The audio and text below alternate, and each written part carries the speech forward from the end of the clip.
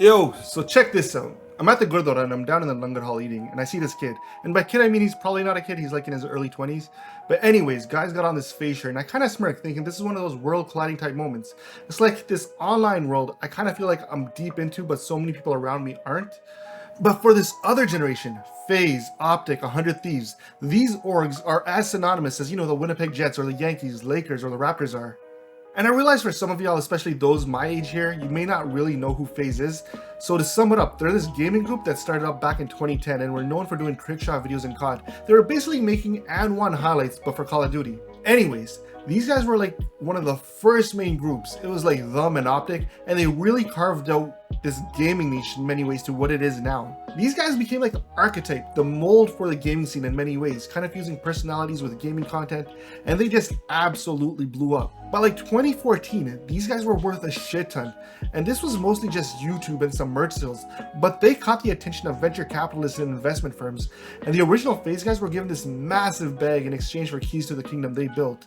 I think in like the late part of the last decade, there was this genuine interest in esports and gaming orgs, just because of the sheer number of eyeballs that these orgs and creators could capture. These guys had a captive audience and an existing user base who was ready to be capitalized on. And now I've always had an interest in the industry, just because I've never really understood how it all worked or made money. Like the amount of money being thrown into it just never made sense, so I've always been trying to make sense of it. Like orgs end up funding esports teams across various games, having to pay money to rosters who then compete and may or may not win some prize money back. But a lot of times that just didn't seem like a viable or a good way to run a company. And I'm not sure just how much these guys are making from merch sales, but even then, it doesn't seem like it'd be enough to pay these players, cover their flights, housing, and all that kind of stuff. So then I later learned that it's mostly through like brand collabs and sponsorships, and once Faze went corporate, we really started to see that. We saw collabs with DC Comics, Nike, and McDonald's. So these orgs basically grab content creators, streamers, bring them in, use those collective numbers from their socials to then pitch bigger brands and sponsors for deals, split that back with the creators and keep some for the org. More or less running things like a talent agency would. But like I think the split was pretty ridiculous. In one case, I remember hearing that 100 Thieves had one split on the sponsorship that was 80-20 or something. It just seemed an insane amount to me, but anyways, it explains how the org makes its money. For all this to remain viable though, the core brand needs to keep those eyeballs, and at the same time remain authentic and true to itself. Otherwise, if the brand loses its aura, everything else kind of falls to the wayside. And that seems to be what happened with Faze once the suits took over.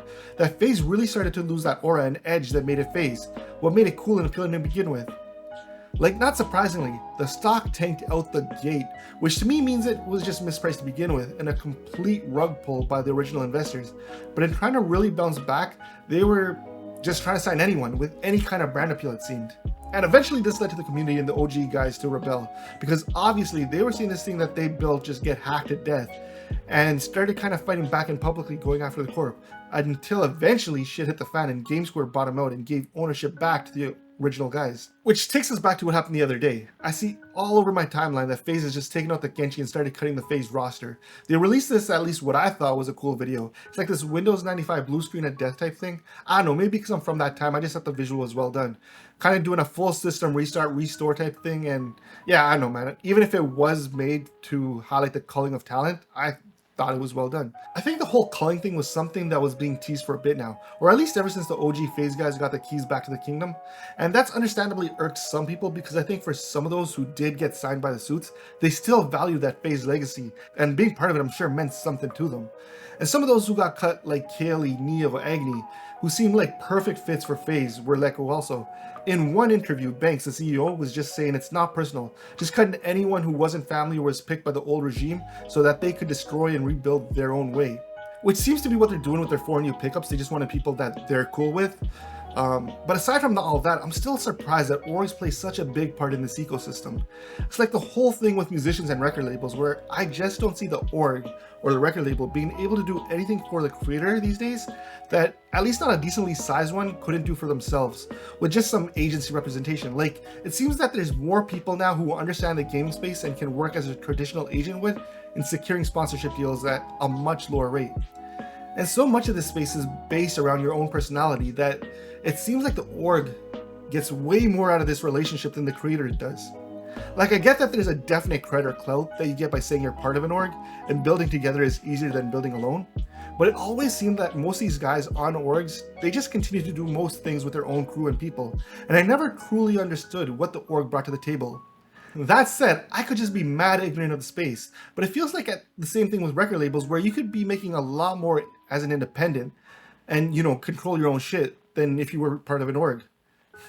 But with an org, I guess they got people already there who could help you and save you a ton of legwork. But again, I'm not sure if that legwork is worth the pinch if they take an 80%.